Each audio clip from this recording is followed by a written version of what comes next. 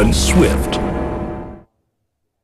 Now, bear with me a bit on this, because tonight is a night to dream. Honestly, it's a night to dream. Let's just assume that Afghanistan's ascendancy in cricket continues like this over the next 10 years. Post those 10 years, they're going to look back at that 2023 edition of the World Cup and say, possibly that is when we really struck gold in how to play the 50-over format. And you wouldn't bet against it. They've just notched up their third win in 6 games in this competition. Prior to this World Cup, just the 1 win in 2 editions. And they dare to dream. Dare to dream of a semi-final spot in the Cricket World Cup. Thank you so much for joining us on Maruti Suzuki Arena presents ESPN Cricket for Match Days. We're looking back at yet another Afghanistan win, this time by 7 wickets over Sri Lanka. And how it started, they won the toss, decided to bowl first, back their strengths, and it worked, because the Sri Lankan side that never really got going made 241. At the halfway stage, we thought they were possibly 40-50 runs below par. Fazlak Farooqi back in for, of course, Noor Ahmed getting 4 wickets. Mujib, beautiful with the ball, 2 wickets, 2 for 28. Nisanka getting 46, Mendes getting 39. But it was that sort of a day with the bat for the Lankans. And then, this for me is the beauty of Afghanistan cricket. 46th over is when they finished 242 for 3. Never really made a big fuss about it. Just slow and steady, understanding that you can go deep in this 50-over format. Omar Zai, 73 not out. Rahmat, 62 of 74. Afghanistan winning by 7 wickets. I'm joined in the studio by Steve Harmison. Also joining us from Sri Lanka is Farveez, Maharoof. Gentlemen, good to see the two of you. Are you dreaming, Steve? Are you dreaming? Yeah, I think you've got to dream. If you're Jonathan Trott, the Englishman that's in charge of Afghanistan, I think you've got to dream. Yeah. You've got the Netherlands next. What better game to come next than to play, the Netherlands? And then, if you can win that, you've got 8 points, and you're challenging. You're not only bringing Australia into it, you're bringing New Zealand into it, because they've got some tough games to go. So from a dreaming point of view, I think that's where you've got to be thinking. Yeah, Farveez, generally when you talk about teams and, how they move up a level, getting those one-off victories always come your way, but it's about consistency, right? How you're consistently finding a way to win, and you can see that with this Afghanistan team in this edition of the World Cup.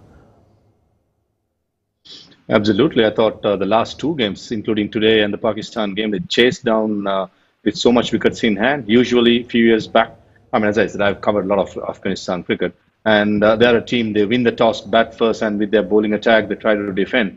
But the last 2 games, what impresses me, how dominant they have been chasing down a score.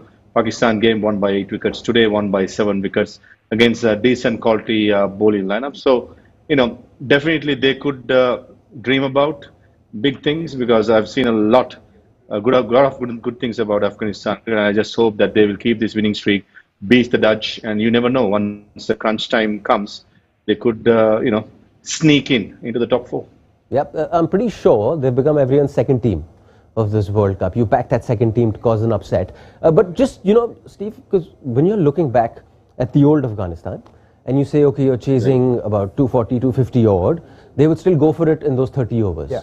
But here's the difference. We've seen this in the last 2 games. Again, you've gone till 45th over, and you finished it off perfectly. Yeah, I don't want to take any credit away from the players, because it's the players that's done it. Yeah. But the coach, for me, we said at half-time, talked about the way Jonathan Trott would go about his business. His style wasn't, we'd say, fancied for the one-day game or the shortest format game. But his numbers were unbelievable. His record in one-day cricket for England was fantastic. He found a way of manipulating the field and getting the ball up there. And that looks as though it's mirroring. His batting order is mirroring the way Jonathan Trott played. 2 or 3 of his batters play the swashbuckling, crash-bang innings, which is talent. And the other guys, who are technically correct, find a way of piercing the field, manipulating the strike, and being able to rotate the strike with big hitters at the other end, with a combination going together. It's fantastic the way the batting unit is so well complemented, with players who can hit the ball out the ground, hit the ball through the field, but also manipulate in and around the game. And I think that basic education of the way the 50-over game is, I think that's just a little sort of tipping point for where Afghanistan is now, because of the likes of Jonathan Trott off the field, just talking through scenarios, giving them scenarios in practice. And what he's done in this game is, you mentioned going through the gears and they're getting stuck between second and third gear. For Sri Lanka's point of view, in that 46 overs there, really, smooth Afghanistan never really got good mileage as well. Never got out of third gear, did they really? So they were fantastic. But and then you saw glimpses of that whiteboard as well in their dugout. 10 overs this much, 20 overs this much. So eventually they'd put it down till 48th over. 48th over to chase it down. Absolutely, and I think that is clarity of thought, clarity of game plan, but also understanding that at the halfway stage, if we bat 48 overs, we've won the game. Yeah. And that's as simple as that. This is how you go about it. But if you try and win it in 35, there's a high percentage we lose the game because we take too many high risks. We give Sri Lanka a chance to get back into the game when at this point in the game, as long as we get through 10 overs with only sort of unscathed, we're in the pound seats. We're winning the ball game, and that is what's happened. But I mean, there is the sporting side of it, of course, and you can see the growth. But coupled with whatever is happening in that country, just makes it such a beautiful story. Absolutely, I think it's a nice fairy tale ending if they could end up in the semi-finals. Because I personally, I've been to Afghanistan. I have a lot of friends from Afghanistan. They're the nicest people going around, very competitive in the field and very fit, very strong off the field. They're one of the nicest people to get along with. So, so many good stuff can be not only today, but the previous games as well. How they played England and how they beat Pakistan and Sri Lanka after Sri Lanka beating England in that game, in the last game. So. Overall, I think they played the most perfect game. Spinners coming into play, fast bowling taking control, keeping things at 240, and then Ramla Gurbaz got out with a new ball, but they never panicked. They just went through with the flow, and just finished off very nicely. And what about Azmatul Omarzai, the all-rounder, the upcoming all-rounder? The bowled 7 overs with good pace, about 37 runs, and finished up with a magnificent 70 odd, no doubt. Speaks a lot of good things about as an all-rounder with Omarzai. So lot to praise about Afghanistan, as well as Hasnullah Shahidi, captain's not much risk, keeping one end calm and collective, getting those singles, and Jonathan Todd keeping it really easy. Where clarity is there. These are the numbers. Go through it, and eventually, we will see the winning at the end. Yeah, Farveez, if you also look at the overall age of the unit, and you say there's another cycle in this unit to really grow and possibly put out their best by 2027. Even maybe 2031, looking at some of the ages in this team, except Mohammad Nabi, most of them are quite young and quite fit. And you never know, 2027, by then they will be a competitor, because if Afghanistan producing so much naturally talented cricketers who are capable of winning the international stage as well. So it's just a matter of time. I mean, for example, Ramla Gurbaz, when he first burst into the case in the scene in 2020 in a franchise tournament back in Sri Lanka, he was part in a team I was a part of as well. And the first 3 days of training, the way he batted, we were not sure who did we pick. And come the first game, he scored 50 runs in the first 6 overs. And that's the talent and the ability that boy showed. And now within 4 years, he has won the hearts of many cricketing public in the world, and he has made sure Afghanistan has won a lot of games. So this is how Afghanistan have produced good cricketers. I'm pretty sure with the talent that they possess in that country, so many will come out. Of course, Steve, the win has come right now, but you could see it possibly 35th over onwards that the win is coming for Afghanistan. And then the conversation started amongst everyone, water cooler conversations. One of them, I was talking to a friend, I said, listen, I think now these guys are really going to pounce. So he said, no, not really, I don't think so, because let's go back to Kenya.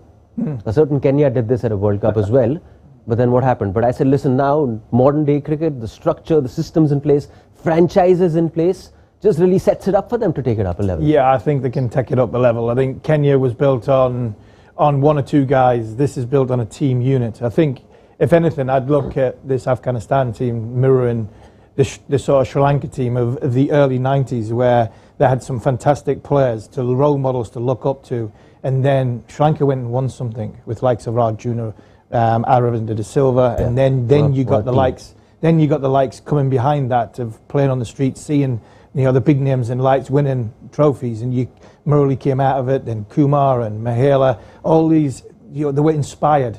And I think what you'll find is this team's going to inspire.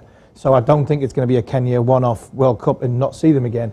I think, like we've said, they're young, they are exciting, they are athletic, and they are inspiring the next generation to try and get into this Afghanistan team. These could be a force for years to come. But just one final question on Afghanistan before, of course, we talk about Sri Lanka. From a coaching perspective, all of us seeing it from the outside still feel it's an outside chance. We think the top 4 is pretty much done. But if you're that management in Afghanistan, you've got to keep telling the players, go for it, because I think you can still make it. I think you can still make it. Yeah, correctly so. And also the top 8 going to be very important. And winning is an habit. Once you start winning, just keep on doing it. Not change anything much. And 1 or 2 changes can happen.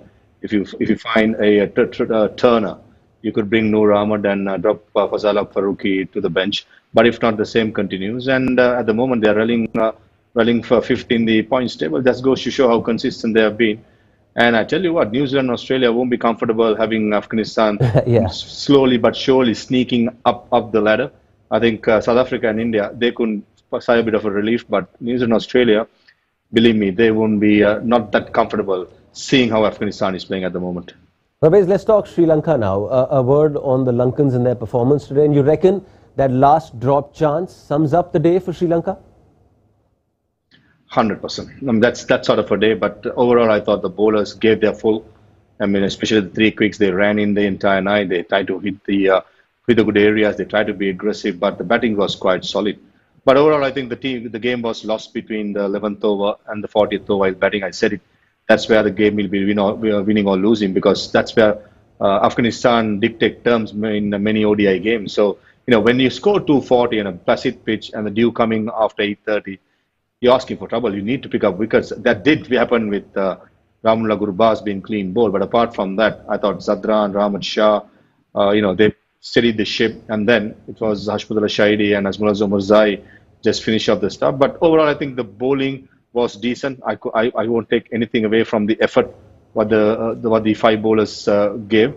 Just that it's just not good enough under those conditions. Also, then when you're defending something that's so below par, in the field, whatever's coming your way, you've got to grab it. You can't afford to drop catches when you're defending 241.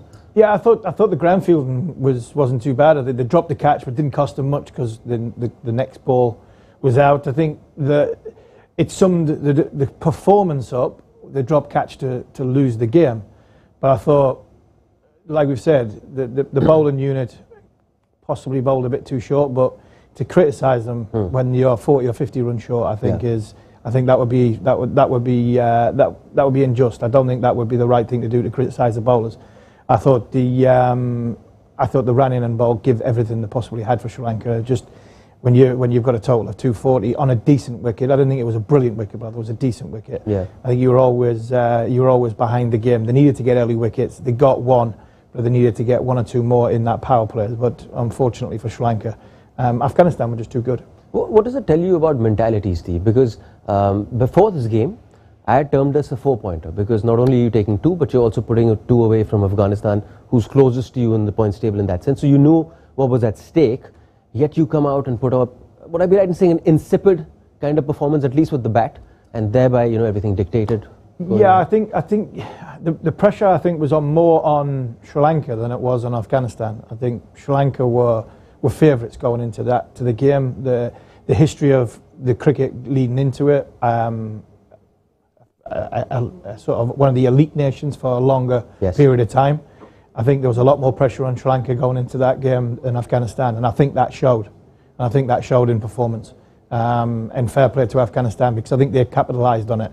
I think they capitalised on some sloppy bowling, and then in the middle, when they didn't have enough runs on the board, just that calmness that Afghanistan had in the middle period with the bat, and Sri Lanka having to try and force it. For me, there was one team turned up with a game plan, and another team turned up who felt the pressure of having to be favourites and win the game, which is not normally the way for Sri Lanka, because normally when they go into games, the majority of the times in this tournament, they are second favourites. Where today, I think they were favourites, and I don't think they lived up to that bill. But is this one of those days then where you just pass it off as saying you were just not switched on? Let's not analyse it a bit too much. Move on to the next game now. I think it's important to analyze the important bits, especially their middle overs, and also why Sri Lanka did not be a bit aggressive in that middle overs, as well as Kusal Mendis and Pathum Nissanka when they were settled. They just let the spinners dictate terms, and they were just running through the overs pretty quickly. So those are little analyzing I like to do. But overall, I think Afghanistan outclassed Sri Lanka in every department. They fielded well, they bowled much better, and batting wise, it's just when you don't lose wicket with the new ball in those conditions, 240 is definitely gettable. So I think yes, there are some points to be addressed, but overall, I think Afghanistan was far superior than Sri Lanka today. But Farveez, you would still back this bunch, right? Because Sri Lanka cricket has really backed this bunch for a while now, and just that topsy-turvy nature of their progress continues. Inconsistent, that's been the problem. Yeah. I think ever since the new regime started, if I remember right, 2020 February, something like that, the selectors came in and they were quite adamant that the youngsters should go through up to the World Cup. Seniors, most of the seniors were sidelined, and these youngsters have got plenty of opportunities. And yes, there were some tours where it's unforgettable because the batted and the bowled pretty poorly, but there were some tournaments like an Asia Cup which Sri Lanka won last year in Dubai when the odds were against Sri Lanka. I mean, there were some positives in this period, but leading up to the tournament, I had much more hopes than this, to be honest.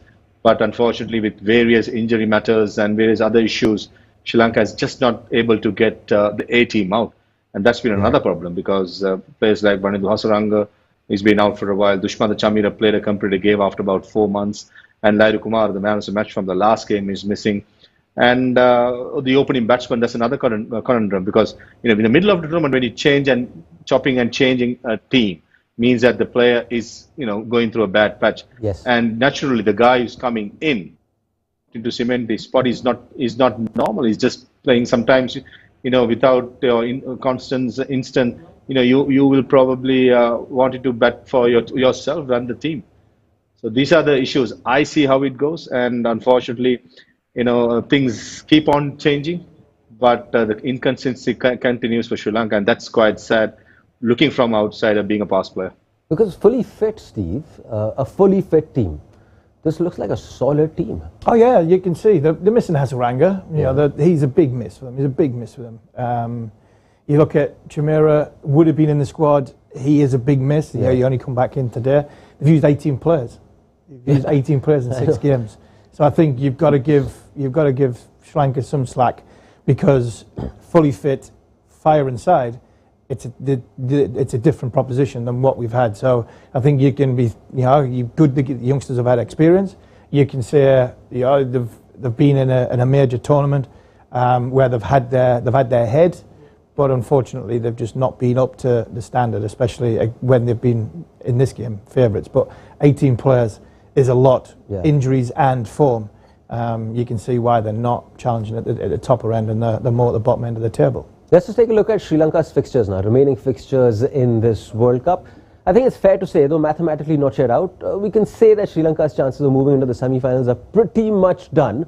Next one, I guess, versus Mumbai, in Mumbai versus India on the 2nd of November, then Bangladesh in Delhi, and their final league stage fixture of this World Cup is versus New Zealand in Bengaluru. At most, now you could possibly play a party pooper for their New Zealand in that final game if they haven't already qualified for the semi-finals by then. Yeah, you can look at it that way, but I think most importantly you've got to look at yourself and you've got to think we need to be in the top 8 to go to Pakistan in the Champions Trophy.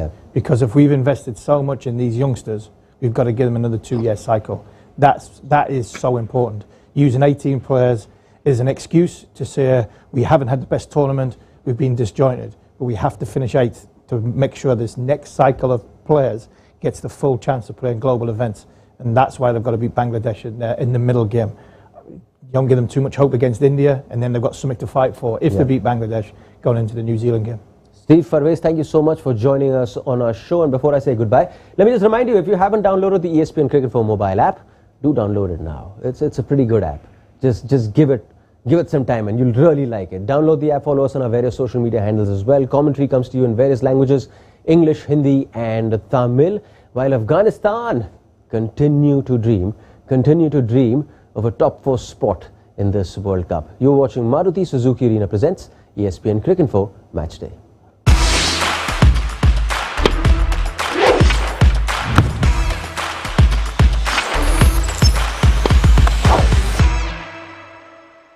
Stunning looks, then swift.